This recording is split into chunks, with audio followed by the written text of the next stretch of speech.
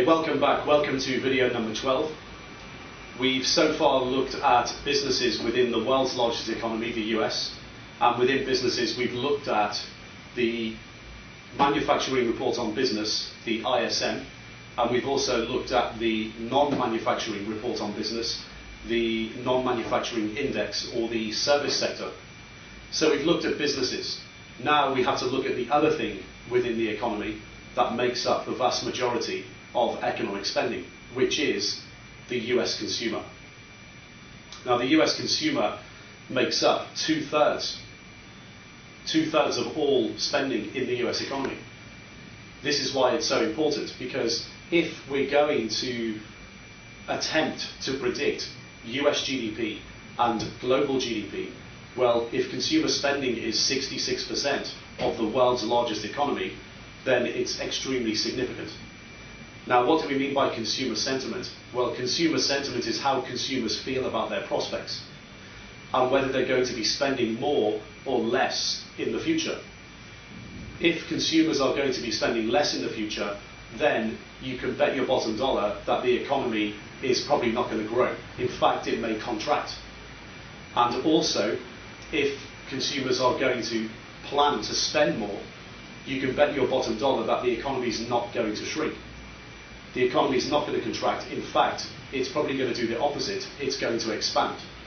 Now, if you use the University of Michigan Consumer Sentiment Index in conjunction with the PMIs that we've looked at on the business side, you're going to get a very good coverage and a very good idea of what's going to happen to the world's largest economy. Now, I want you to think all the time when you're looking at consumer sentiment indicators across the world, because the US isn't the only place in the world that has consumer sentiment indicators. Other countries have them as well. We have them in Europe and Asia. I want you to think, when you look at consumer sentiment indicators globally, what you're actually thinking yourself as a consumer, and what your friends are thinking, and what your work colleagues are thinking. And when you go out into the public domain, you should always, as a trader, be trying to sample what sentiment is like within the consumer sector and also within businesses. Because if you marry up these two things, so you marry up the official statistics of the leading indicators and also your own experiences, you're going to have an extremely good idea of what the future prospects of the economy are. Now, you're also going to get, when you marry them all up, a good idea of what government policy is going to be in the future. If consumers aren't spending and businesses are planning to cut back, then all that's going to happen is the economy is going to shrink. And what are we going to see down the line? Well, we're going to see down the line government policy which is easing, as in lower interest rates, in an attempt to bolster the economy. And we're going to get the opposite when the situation is vice versa. So let's have a look at the University of Michigan Consumer Sentiment Index. It's the most important consumer sentiment index in the world. There's others, obviously, in Europe and in Asia, which are important, but this is by far the most important. And the ones in other countries are very, very similar, and we treat them in very similar ways, but we should be concentrating on the US. 66% of spending in the US economy is very significant. Okay, let's go to the presentation, and I'll see you at the end of the video with a summary of the University of Michigan Consumer Sentiment Index.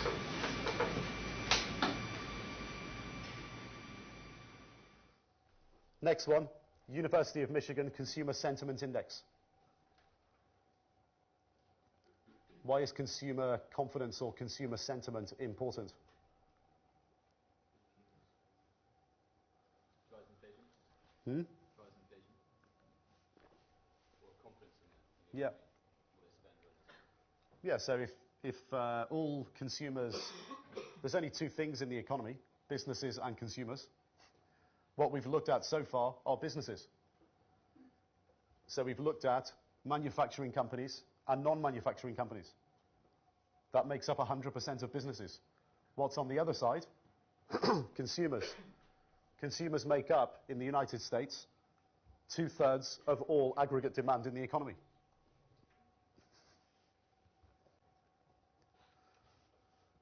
So why is that important?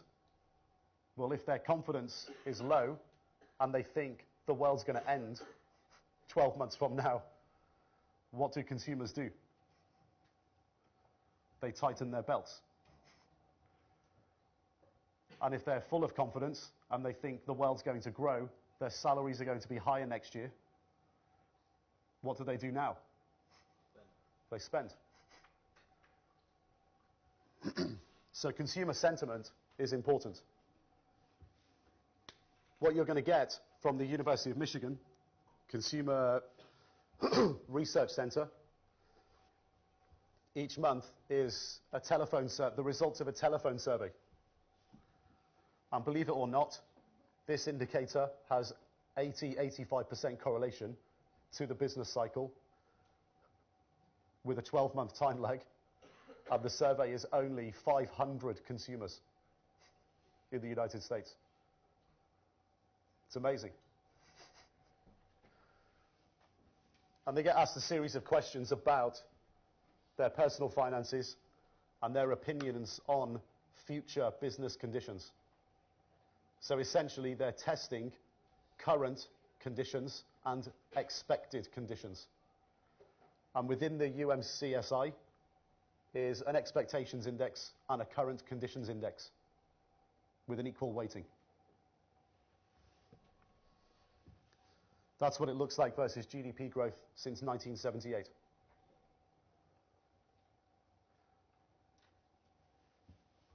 Now, the University of Michigan Consumer Sentiment Index is different to the ISM and manufacturing and non-manufacturing index because there's no kind of predetermined level which is growth expected or contraction expected, like in the PMIs where you have the 50 level, where above 50 it's growing, below 50 it's contracting, or predicted to, yeah?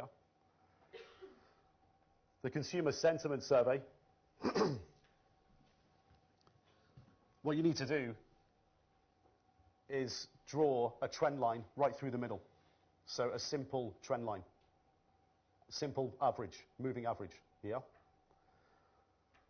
And that, in the consumer surveys, equates, since 1978, to 85 here, 85 in the Consumer Sentiment Survey. And we've got GDP growth on the left. So what does that equate to? The long-term trend equates to 3% GDP growth in the United States. And that 3% is the long-term average growth rate of the US economy. So what's the US predicted to grow at this year? 1.5%, 2%? Sound fair? What was it predicted to be last year? And the year before? What's the US economy been growing at since they came out of the recession in the middle of 2009? 1 to 2%. That is totally reflected in the fact that this has been below long-term trend since here, which is 2007-8. So you can see pictorially that it's been right. Now what you can do, I kind of look at the Consumer Sentiment Index as a zonal indicator.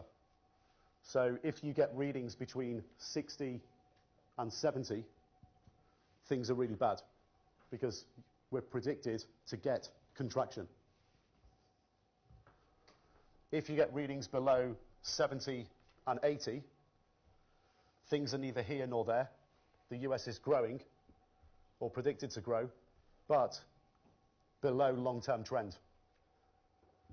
If you get readings above 80, 85, that's pretty bullish for the economy because it's predicted to grow at the long-term growth rate. And right now, if that was the case, we'd all be having a big disco party. The US would kill for 3% right now.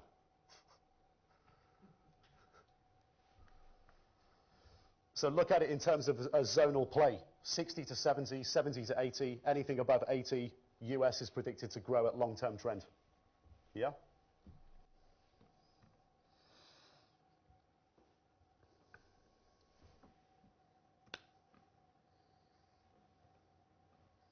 That's the expectations index.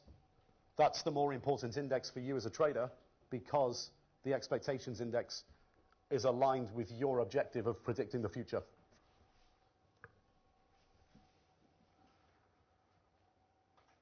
So what are consumers expecting they will be doing with their own spending a year from now? If they're really, really bearish,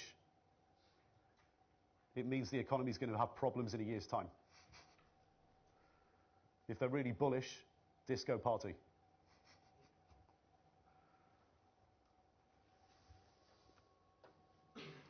And what you'll find is the current conditions trend over time will follow the expectations trend.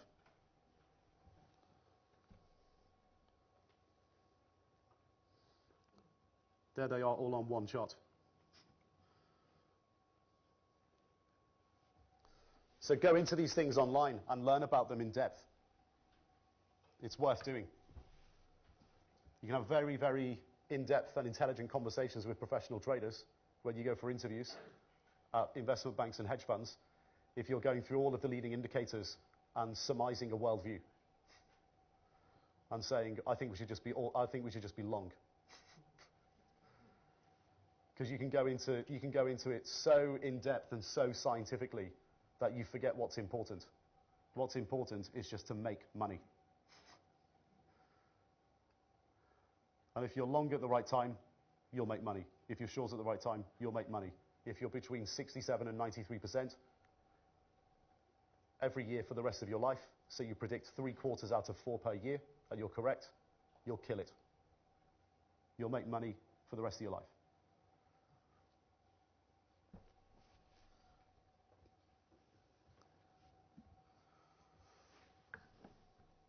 So why is consumer sentiment important? Obvious, predicting GDP. Obvious, predicting stock market returns. And because economies are made up of only businesses and consumers, a head check against what's happening in the ISM reports. So if you look at all 3 every month, you're going to be building up a very, very good picture of what's going on in the United States, or what's going to happen in the United States. And therefore, in all probability, the rest of the world.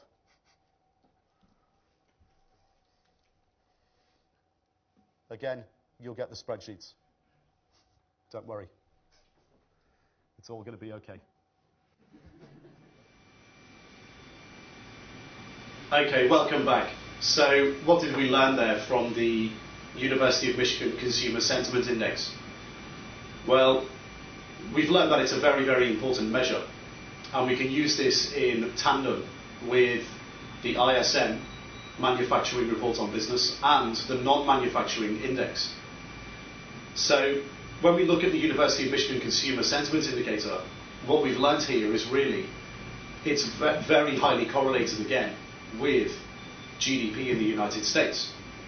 And this high correlation, when using it in conjunction with the ISM Manufacturing Report on Business and the non-manufacturing report on business, when you're using this in conjunction with them, you're going to get an extremely good idea of the health and the future prospects of the US economy, US GDP, and therefore global GDP. And then it can decide for you, or even confirm or deny, whether to take a long, short, or market neutral position in your portfolio within the stock market, currencies, commodities, and rates. Now, one of the things that we learned when we were in the presentation just there was that there is no level really in the consumer sentiment index similar to the 50 level of the ISM Manufacturing Report on Business and the non-manufacturing index, where we've got contraction and expansion defined and indicated as in below 50 contraction, above 50 expansion. We don't have that with the Consumer Sentiment Index.